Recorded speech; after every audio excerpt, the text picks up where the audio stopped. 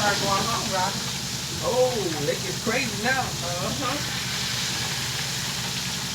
It's like a... No injuries, training so consistently, training in the pool a lot, training on the track a lot. I'm just super excited and different goals. I'm trying to make the Olympic team. Same situation, top 8 times over the 4 heats. Here's how they'll line up. Lily McMillan of Tulane is in the inside in lane 3. Then the SEC champ, Taylor Ellis-Watson. Alicia Majors of Tennessee in 5. And then Claudia Francis, the junior, I should say, the senior from Florida. Her sister, Phyllis Francis, had an exciting 400-meter run a couple years ago at the NCAA meet to help the Oregon Ducks win the team title. And her sister, now a senior at Florida, will be on the outside lane, lane 6. And John mentioned earlier how crucial this race is to the Florida Gators. They bring 4 women into this trial round, so they really need to advance all 3 women for scoring purposes into day 2 as they look to contend for that team title.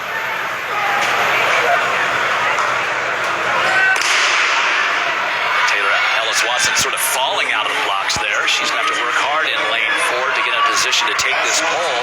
Now she gets going once she's off the first turn. A lot different track than she's used to training on in Fayetteville, Arkansas. Claudia Francis looking strong there on the outside, but she's in that difficult spot where she's going to have to make that cut over and get herself in position into lane 1 and onto the pole. And the veteran Taylor Ellis-Watson gets that pole position. She knew what she was doing, but how much energy did she have to expend? She did not get out of the blocks well. And that is Lily McMillan of Tulane hanging in there in the second position, making it tough for Claudia Francis to pass her. Francis now off her rhythm completely as Taylor Ellis-Watson is out there running a time trial all by her lonesome. Now let's see what the time will be as Claudia Francis tries to get back in this to record a time to get her through to the final. Unofficially 52.54 for the Razorback senior. It has been corrected to 52.52, so that becomes the early time to beat.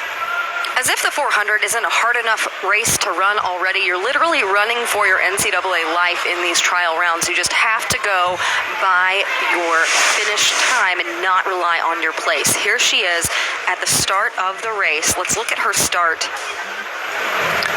Coming out not as strong as she would really like, bobbled somewhat coming out of the gates there, but she certainly makes up for it. Take a look right here when she makes the break here and makes that cut over. Looking very nice and strong, very nice and relaxed, and overpowers Lily McMillan of Tulane there. Goes into the turn looking very strong. As they come down that straightaway all alone, she took control of this race early on, paid off for her.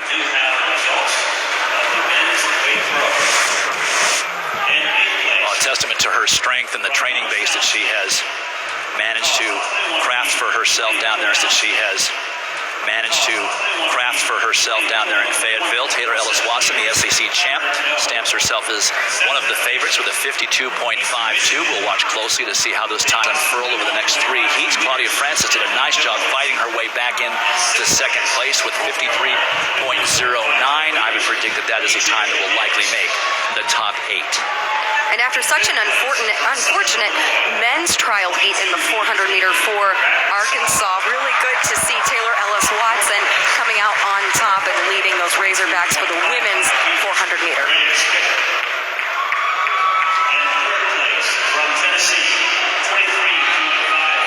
So 4 athletes are getting ready to get behind their blocks for the second of these 4 heats of the 400. There is Kyra Jefferson, and to show you how important the team title is to Coach Mike Holloway, she did not contest the 400 at the conference meet, and she was a little banged up. She had the leading time in the world and was injured in the 200, I should say the leading time. Now she could be in both the 400 and the 200 here, so you wonder how much healing has taken place in the last 2 weeks.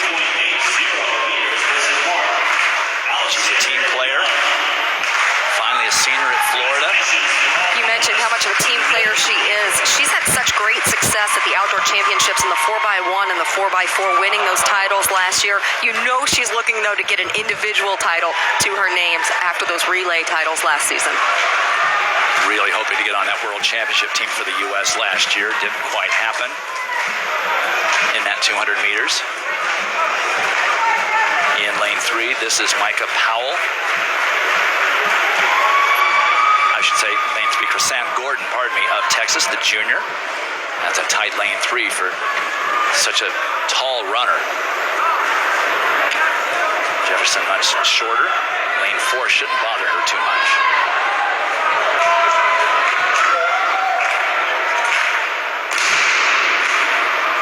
And Jefferson out very quickly. Remember, she had the world leader in the 200 meters, so it's not unusual to see her go out so quickly.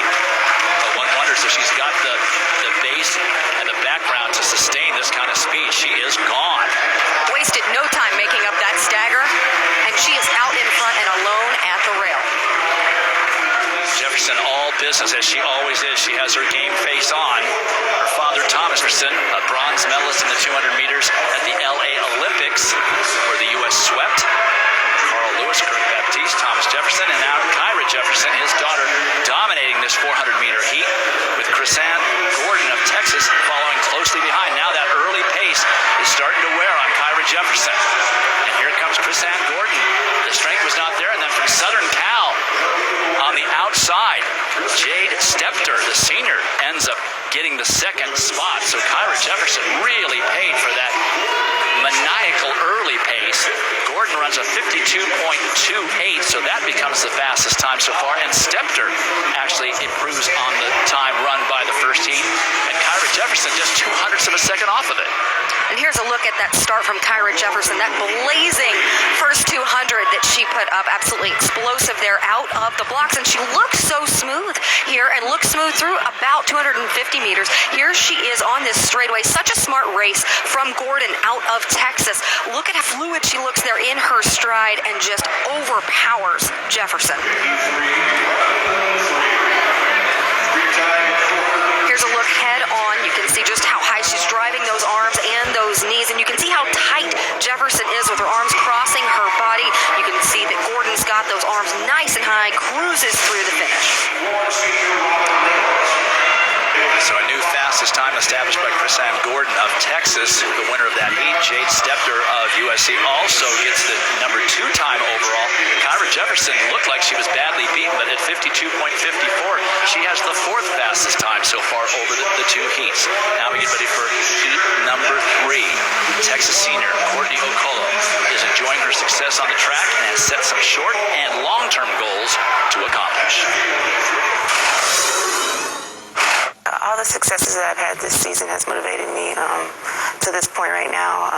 When I opened up, I wanted to run faster than I did the previous year when I opened up, so I did that. And long term is just to stay healthy and keep running fast and doing better than I did the year before. She has continued to get better year after year. She's continuing that success here on the track as she prepares for this 400-meter trial. You're seeing her in position 6.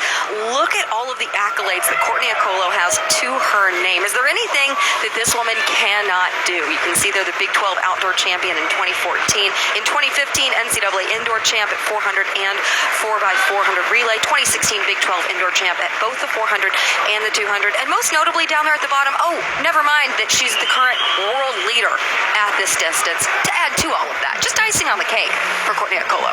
Also in this heat, Robin Reynolds, the senior from Florida, down in lane 4. She had an injury at the Razorback Invitational in late January and came back. You can see she's still got some tape there, some kinesio tape on her leg. Also carrying the hopes of Florida to get as many finalists as possible down in there in lane.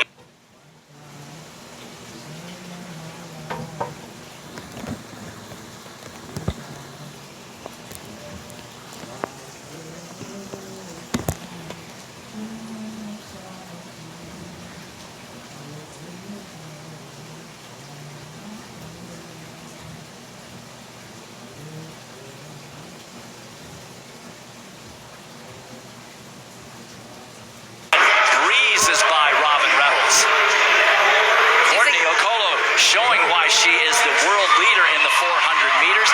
Reynolds struggling to stay up with her, knowing that if she stays close, she'll run a fast time. Here comes Okolo looking very smooth and very easy. 52.03. That now becomes 52.02. That is the fastest time run so far in the 3 heats. And Reynolds well back in 53.18, a time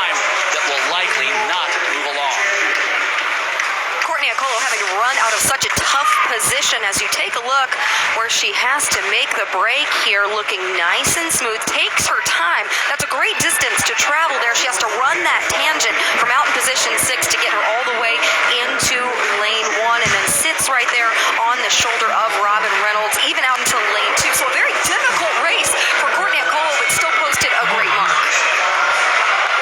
Well, I was impressed the way she just ran by Robin Reynolds like she was standing still on that far back stretch and just kept it going, looking so smooth, never tied up. Look at how relaxed she is. You'd never know that she had just run the fastest time of these 3 heats. She has really stamped herself as the one to beat. Slingshotting there off the turn, really using this track to her advantage, using that bank that she had out in lane 6, capitalizing on it there.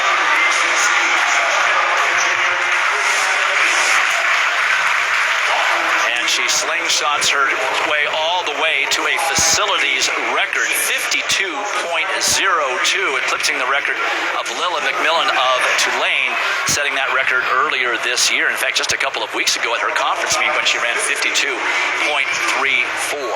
So Courtney Okolo certainly stamping herself as a big favorite. Okay, and speaking of big favorites, here's my favorite. Texas A&M junior Shamir Little has run up to this point with a large bow in her hair. You can see it's just a headband today, but the bow is starting to feel like it's taking on a life of its own. I don't know how I'm like feeling about the bow. It's like, I'm like, do I want to keep it? It's like I think about the future. Like if I were running in 5-10 years, would I wear the bow? And I think about, you know, people wearing this, like Alyssa Montano, she's a little flower and it's all sophisticated. I'm like, could I wear this bow at 27 years old and just, like, I don't know. But right now, I don't know what's going on with the bow. I like the fact that she's still thinking about competing at 27. Exactly. Well, I hashtagged a text, bring back the bow, and she and I have been texting or tweeting back and forth all year or all season. She had some injuries earlier. She is the World Championship silver medal from last year in Beijing. Really almost the only race she lost all year. Twice an NCAA champion, the 400-meter hurdles. She has incredible background strength, but she is not going to get the pole here. That goes to Margaret Bangbos of Notre Dame. But Little so strong. Watch for her to make a move down this backstretch. Looking like she's in great position because she does have such a strong closing kick, as we've seen from her in her other races. Well, Bangbos holding her off, the senior from Notre Dame, but now you can tell she's starting to hurt. And here comes Shamir Little. This is the best part of her race. Little trying to make up the room, but not going to be able to do it. It's Bangbos who wins the heat in 52.35, so a very good time for Bangbos. Little at 52.50 will absolutely qualify through to tomorrow's final, but anybody with a 53 anything is not likely to be in there. As we take a look back at the stretch here, you see that Margaret Bangbos is kind of struggling a little bit, and it really looks like Shamir Little's going to overtake her, but man, she fights and forces Little into that second lane, so it doesn't allow her to capitalize and drop in on the outside of lane 1. Normally, this is where you just cannot beat Shamir Little. This is how strongly she finishes in a 400-meter hurdle race. She ran a very good time, but she was beaten by just a better athlete in that heat, but she runs fast enough to post a number 5 time overall, so she will be in that final. And I was wrong about the 53. 53.09 by Claudia Francis. She barely sneaks into the final as Bangbos wins that 4th and final heat, followed by Shamir Little. Both of them will be in tomorrow's 400-meter final. There are your qualifiers, 2 from Texas.